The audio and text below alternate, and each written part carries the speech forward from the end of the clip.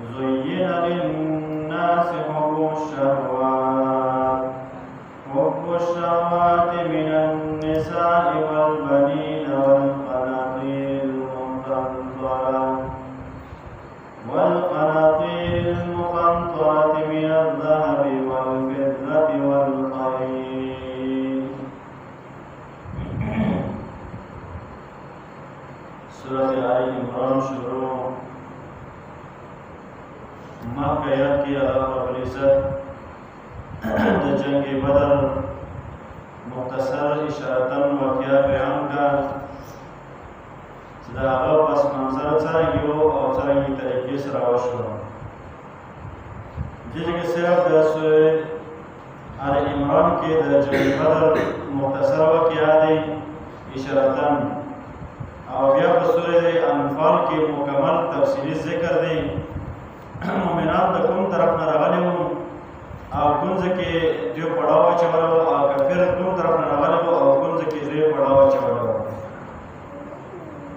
نو همدارنګې تفصیلي واقعات کې ذکر کېږي. دې ځای کې د واقعات دې لپاره ذکر کړه چې کومه یو واقعه چې قرآن کریم کې څو ځای ذکر وي نو هر ځای کې ذکر کېدو خپل یو مقصد وي.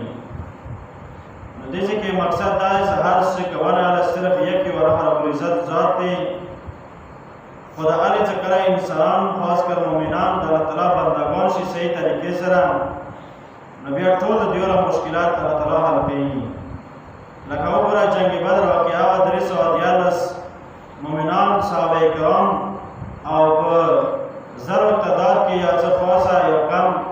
داسې قوم شوي کافر وو، خو بیا هم الله رب العزت مؤمنانو ته فتح ورکړه. نو دا کارونه څه کولی شي د یکي رب کولی شي. او د نن آیات کې د انسان بلوغ نه واخله تر اخره پورې زندګي ذکر کوي تدریجاً. لکه انسان پیدا شي او هغه چې کله لوی شي بالغ شي نو هغه بیا څه خواهشات وي دنیا کې، نو هغه خواهشات د انسان مکمل زندګي سره د یوې آیت کې الله رب العزت بیانوي وایي دغه انسان اول خواهشات وي. ټول اول ذکر کوي حب الشهوات من النساء. پیل نمبر باندې چې کله انسان بالغ شي وایي چې یاره که ماته چې دا خاوند یې بیبي میلاو شي، چې کله ښځه میلاو شي واده وشي هغه نه پاس دی بیا انسان خواهش دی چې یاره که ما بچي ووایي او بیا په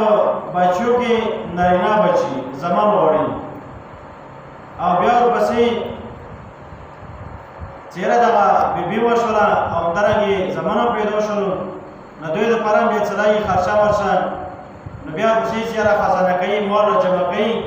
او بچیو دپاره ذخیره جوړوي. چې کله مال هم پیدا شي او خزانه هم جوړ شي هغه نه پاس دی بیا سوالي ضرورت شي. هغه ټایم سره آسیان مشهور لکه نن سبا زمانې کې موټرې شولې او بیا چې کله دا وشي نو بیا یې چې که یو غوا یو میخه وی دوی دپاره شردې وپې کولی شي دغه ماشومانو خوړلی او هم خوړلی نو بیا دوی دپاره یو غوا یو مخې ضرورت وي هغه هم بیا پیدا وکړي او چې کله هغه وشي بیا ورپسې دې دپاره د خوراک ضرورت وي نو بیا فصل هم کوي چې لږه ځمکه وي چې لږ فصل هم کرلی او دا به دې ته میلاوېدلی. او الله رب العزت آخر کې ذکر کوي چې ذلک متاع الحیات الدنیا والله عنده حسن مآب. دا ټول د ژوند د دنیا دوکې بازار دی، دې کې څه دی ټول دوکه دی. اصل ژوند آخرت ولې هغه دپاره تیاری کول پکار وي.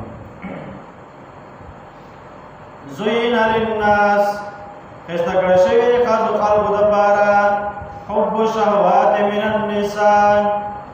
خواهشات د زړه والا د یو دین ته ښځې دي. دویم نمبر والبنین والقناطیر المقنطرة. دویم نمبر بیا بچی زمان غواړي او دریم نمبر بیا هغو دپاره خزانه کوي مال یعنی رجمه کوي مال لاندې باندې من الذهب والفضة د سونې او همدارنګې د چندینه والخیل المسومه او همدارنګې بیا ورپسې اسیان او نشاندار کړی شوي والانعام والحرث بیا ورپسې جنور او بیا ورپسې فصل. ذلک متاع الحیات الدنیا. نور تعالی ذکر کوي دا یو آیات کې ټوله د انساني زندګي شوره د بلوغ نه پس دی خو یره انسانان چې مؤمنان دي کوشش کوي ذالک متاع الحیات الدنیا دا ټول چې دا ژوند د دوکې والا دی متاع الحیات الدنیا اصل کې متاع یې چشته شي یو مفسر تفسیر لیکل ویا دا قرآن کریم کې متاع لفظ راځي متاع یې چشته شي په معنی به نه پوهیدل وی دا یو کلی کې بوډۍ ښځه وه او هغې سپي منډې والې هغې پسې منډې والې وی چا ورته تپوس وکړي چې یاره څه شی ته منډه وهي نو دغه مفسر په معنی و دغه ځای کې موجود و نو زه ویلې چې یاره ښځې یوسف مانه د کومه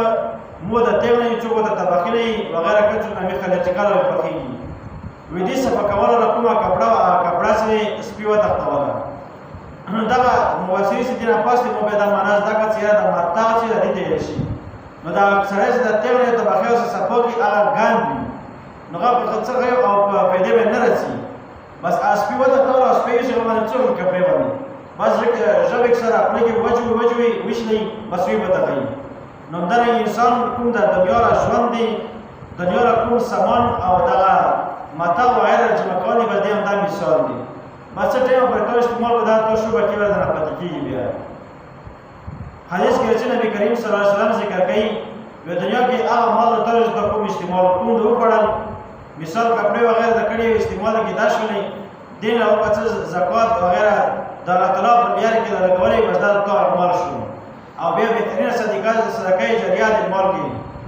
بهتر مال وي د ټول هغه چې هغه خپل ژوند کې خرج کې خدای طریقې سره هغه د پر صدقه جاریه جوړ شي ما نه پسند کوم چې ثواب شي مدا ټول بهتر خبره دی بیا ذالک متاع الحیات الدنیا دا ژوند یا څنګه دا ژوند د دنیا والا دا پیدا معمولی والا دا ژوند د دنیا والا دی والله عنده حسن مآب او هغه چې الله تعالی سره دین دا ډېر ښایسته دی او ځای ښایسته دی او پسې والا بس کوم رحم رب العزت سره انسانانو لپاره تیار کړی دي خصوصا مؤمنانو لپاره به دا ټول نه بهتر دي الله تعالی مو تاسو ټول ته جنت الفردوس کې آرام او مقام نصیب